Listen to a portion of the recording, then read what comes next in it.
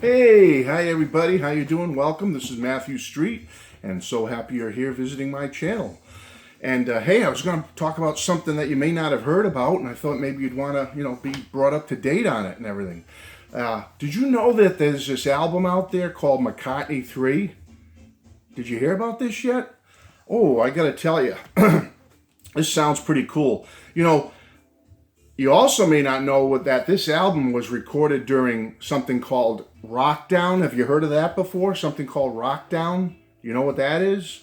Just in case you haven't heard about it or anything. But yeah, it seems that just right after COVID hit back in early 2020, like a year and a half ago or so, and there's this guy out there, his name's Paul McCartney. Has anyone heard of Paul McCartney before? I guess he got bored, during this lockdown of COVID and all the stuff we were going through last year, and thank goodness that we're starting to come out of it now a little bit. Things are starting to open up. But this guy, Paul, he got a little bit bored and, tired what was going on around him. And rather than just sitting around, like some people eating Impossible Whoppers and making silly YouTube videos, this guy actually got motivated. Did you know about this? He actually got all pumped up and motivated and got some initiative and decided to make a record album. I don't know if you've heard of it, McCartney III. I'm sorry, folks. Okay, I just when did McCartney III come out again? Was it December of 2020? So it's been about 9 months already. But folks, I'm here to tell you, you can't escape from McCartney III. It's it's like the gift that keeps on giving. Have you ever heard that term before? It's a McCartney III Christmas miracle. That's what it is. It's just a miracle. It's like one of these albums that, it's like the guy who comes over to your house. He just shows up. He doesn't call to see if it's okay to go. He just shows up at your house, and he just comes in and starts hanging around, and then he won't leave. He won't go away.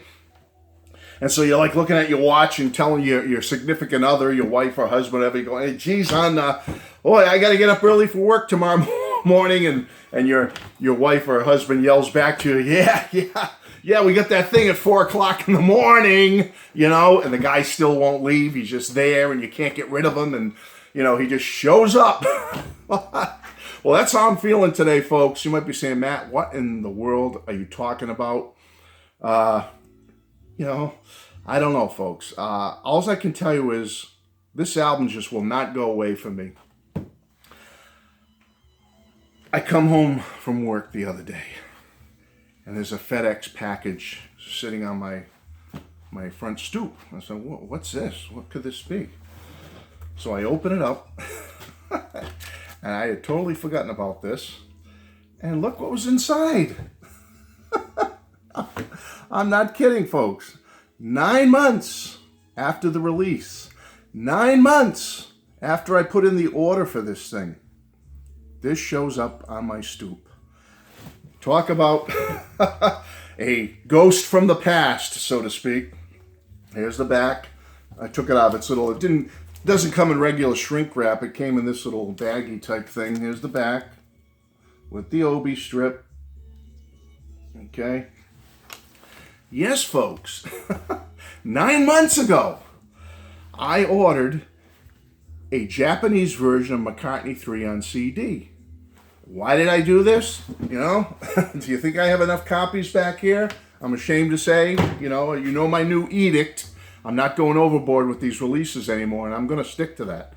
But before my edict went into place last year, now I'm a piker. I'm a novice. I'm an amateur compared to some of the folks out there who bought McCartney III and the amount of colored vinyl and items and that. But I gotta say what I gotta say. Yeah, I did buy a lot. Okay, I have a lot of CDs, different colored CDs here: the blue, the red, the yellow, the green, the white one, and I've got several albums, a couple of different versions. I think I got the Target, and I got a white vinyl independent record store. I got the Coke bottle one. So, I'm invested in this album, folks. I admit it, okay? I even got one of my little pastry boxes back there with some crullers and cannolis in there in my pastry box, McCartney III. But I did not expect, out of the, I forget things. I don't know if you're like me, folks. You forget sometimes what you order if you're ordering a lot of stuff. And things come in, they don't come in, and you might think about it, oh, that thing hasn't come in yet, and then it shows up, or maybe I had completely forgotten about this thing. And to go on my doorstep and find this just the other day, 9 months after I ordered it, shocked me. Okay? And it was almost like a nightmare coming back again and again. I shouldn't say that, folks. I'm going to talk about the album in a minute here, give my 9-month update, so to speak.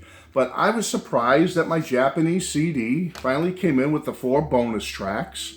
And let me just say about the bonus tracks, they don't float my boat, folks. They're okay to have. The reason I ordered this CD is I wanted to have them all on one disc rather than having to order, 4 different discs to get them, and then you got to, which I did. I admit it. I've got my yellow, red, blue, and green back there with the bonus disc, the bonus tracks, one on each track, on each CD, I should say. But I remember ordering this Japanese one because I got a pretty good price on it, and I could get the 4 extra songs all on one disc. Now, in hindsight, knowing what I know now about the 4 songs, I never would have ordered this. It's because the 4 songs to me are not worth it. They're nice to have. You listen to them once, and I'll probably, maybe once every 4 or 5 years, listen to them again.